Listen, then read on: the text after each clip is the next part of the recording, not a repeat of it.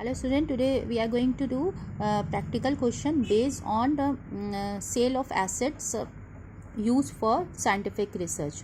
ठीक है, जो assets हम इसका अभी थ्योरी कर चुके हैं. ठीक है, so tax planning in respect of sale of asset use for scientific research. Scientific research के लिए जो एसिड यूज़ हो चुकी है देन उसको हम सेल करते हैं without use for business purpose and after use of business purpose. तो इन दोनों केसेस में हमें फाइंड आउट करना है क्या बेनिफिशियल रहेगा from tax point of view. Okay, तो question is a company has provided the following information. Profit of previous year है before deducting depreciation 2 lakhs. Written down value of assets है 1 lakh. Depreciation is 15%. Rate of tax is 30%. Asset purchase जो हुआ था scientific research के लिए उसकी cost थी 1 lakh और जो अमाउंट था वो फुली डिडक्टेड हो गया. ठीक है, फुल डिडक्शन मिला उस अमाउंट का अंडर सेक्शन 35. Okay, clear.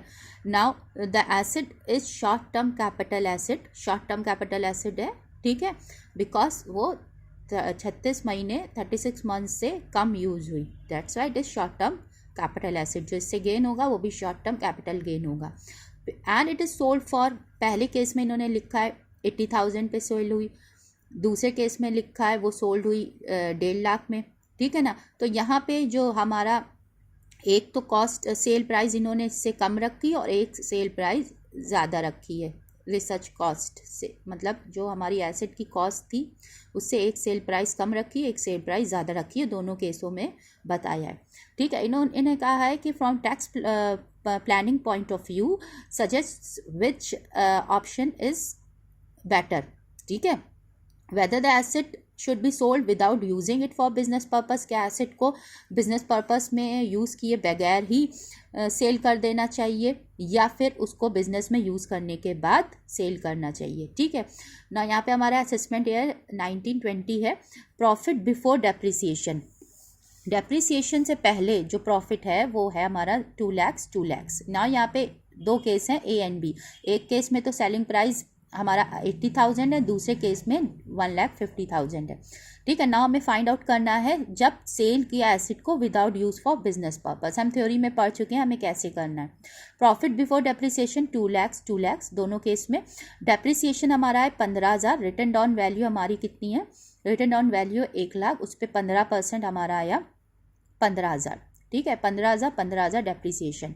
ठीक है, प्रॉफिट आफ्टर डेप्रिसिएशन क्या हुआ? 1,85,000. ठीक है ना. अब हमें इसमें क्या करना है? हमने पढ़ा जब एसेट को without using for business purpose अगर सेल किया जाता है तो सेलिंग प्राइस जितनी कॉस्ट के बराबर होती है उसको डीम्ड इनकम माना जाता है. ठीक है, किस केस में? जब एसेट को सेल किया जाता है without use for business purpose, इस केस में. ठीक है ना. तो यहाँ पे जो सेल प्राइस है 80,000 वो कॉस्ट के बराबर जितनी है उसको डीम्ड इनकम मान लिया जाएगा. तो 80,000 को यहाँ पे डीम्ड इनकम मान लिया गया और यहाँ पे जितनी सेलिंग प्राइस कॉस्ट के बराबर है उसको डीम्ड इनकम मान लिया जाएगा. तो 1 लाख को डीम्ड इनकम मान लिया गया. ठीक है ना. नाउ नेक्स्ट इन्होंने कहा सेलिंग प्राइस जितना एक्सेस होता है कॉस्ट से, ठीक है, कॉस्ट ऑफ एसेट से जो साइंटिफिक रिसर्च के लिए परचेज किया गया है उसकी कॉस्ट से जितना सेल प्राइस इंक्रीज करता है, ठीक है, वो शॉर्ट टर्म कैपिटल गेन हो जाता है. तो 1.5 लाख माइनस 1 लाख 50,000 हो गया हमारा शॉर्ट टर्म कैपिटल गेन. ठीक है ना. तो इनकम कितनी हो गई इसमें? 1,97,000 और इस केस में कितनी हो गई? 2,50,000. ये इनकम हमारी कब है? ये जब है जब एसेट को हमने सेल कर दिया without using it for business purpose. ठीक है. नाउ नेक्स्ट हमारा आ रहा है नहीं सॉरी ये नहीं, ये 80,000 इसमें ऐड किया और इसमें 50,000 ऐड किया तो ये हमारा आया 2,65,000 इनकम इसमें, और इसमें आई 3,35,000. ओके, ये इनकम कब आई? जब हमने एसेट को सेल किया without using for business purpose. 2,65,000 in case A, case B 3,35,000. Okay. Now sale of asset after use for business purpose. Business purpose में यूज़ करने के बाद हमने उसको सेल किया. दोनों केस हमारे पास हैं. एक केस में सेलिंग प्राइस 80,000 है, एक में 1,50,000 है. हम क्या करेंगे? हम पहले डेप्रिसिएशन को कंप्यूट करेंगे. हमने क्या पढ़ा इसमें थ्योरी में? हमने ये पढ़ा है कि इन केस डिडक्शन हमें पूरा नहीं मिलता है, अगर फुल डिडक्शन इसमें होता है ना कॉस्ट का। अगर पूरा डिडक्शन नहीं मिलता है तो जो डिडक्शन रिमेन होता है वो डिडक्शन से हम क्या करते हैं, उसको ब्लॉक ऑफ एसेट में ऐड कर देते हैं। तो यहाँ पे तो डिडक्शन पूरा मिल गया, ये चीज़ तो अब होना नहीं है, ठीक है। नेक्स्ट क्या है कि हमने हमारे नोट्स देखे, उसमें है कि हम उसकी सेलिंग प्राइस को लेस कर देते हैं written down value of assets में से, ठीक है ना। तो सेलिंग प्राइस यहाँ पे कितना है 80,000, ठीक है। तो 80,000 हमने क्या किया, रिटन डाउन वैल्यू 1 लाख उसमें से लेस कर दिया फर्स्ट केस। सेकंड केस में से भी हमने लेस कर दिया, तो यहाँ पे तो नील हो गई अब रिटन डाउन वैल्यू। और यहाँ पे रिटन डाउन वैल्यू कितनी हो गई, जब हमने लेस किया उसमें से सेलिंग प्राइस को, तो हमारी आ गई रिटन डाउन वैल्यू 20,000, ठीक है। ओके, नाउ 20,000 पे हमने 15% क्या लिया, डेप्रिसिएशन लिया रिटन डाउन वैल्यू पे, तो हमारी डेप्रिसिएशन आ गया 3,000। 3,000 लेस करने के बाद रिटर्न डाउन वैल्यू आई 17,000। इसमें हमारा कुछ भी नहीं हुआ, नील हो गया, बिकॉज ये -0 हो गया। ओके, तो यहाँ पे डेप्रिसिएशन इस केस में हमारा कितना आएगा, डेप्रिसिएशन हमारा आया 3,000, इस केस में नील। ओके, तो डेप्रिसिएशन जब लेस किया हमने प्रॉफिट में से, हमारी इनकम आई 1,97,000, और इस केस में हमारा डेप्रिसिएशन नील रहेगा, तो यहाँ पे नील हो गया क्योंकि ओके। नाउ अब यहाँ पे हमने शॉर्ट टर्म कैपिटल गेन, ना इस केस में हम डीम्ड इनकम नहीं मानते हैं। हमने नोट्स में देखें, हमने दिया है कि जब हमारा सेलिंग प्राइस है जितना कॉस्ट के बराबर होता है उसको डीम्ड इनकम माना जाता है। इस केस में जब without use for business purpose होता है, ये कौन सा केस है, after use for business purpose, ठीक है ना।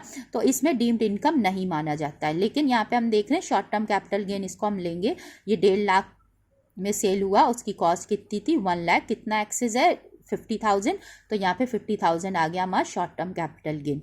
तो हमने इसको जब ये तो आ गई हमारी इनकम डेप्रिसिएशन लेस करने के बाद 1,97,000, और इसको जब हमने इसमें ऐड कर दिया तो 2,50,000 इनकम आ गई। तो ये दोनों केस हमारे पास हैं ना, आमने सामने हम ये इसको देख सकते हैं कि हमारा विच ऑप्शन इज़ बेटर, ठीक है। तो इनकम हमारी इस केस में इसके कंपैरिजन ज़्यादा है, ठीक है, और इस केस में इसके कंपैरिजन में भी इस केस में ज़्यादा है। तो इन केस में हमारी इनकम ज़्यादा आ रही है, ठीक है, इस केस में हमारी इनकम ज़्यादा आ रही है as compare to this case जब after use for business purpose हुआ एसेट, ठीक है। तो which option is better, conclusion is asset should be sold without use for business purpose, मतलब asset should be sold without use for business purpose, मतलब without use for business purpose ये option हमारा tax planning point of view से better है। Without use for business purpose मतलब हम business में use किए बगैर ही उसको सेल कर दें, तो वो हमारे लिए ज़्यादा बेनिफिशियल रहेगा from tax point of view, because इसमें हमारी टोटल इनकम ज़्यादा आ रही है, ठीक है, as compare to this case. Okay, thank you.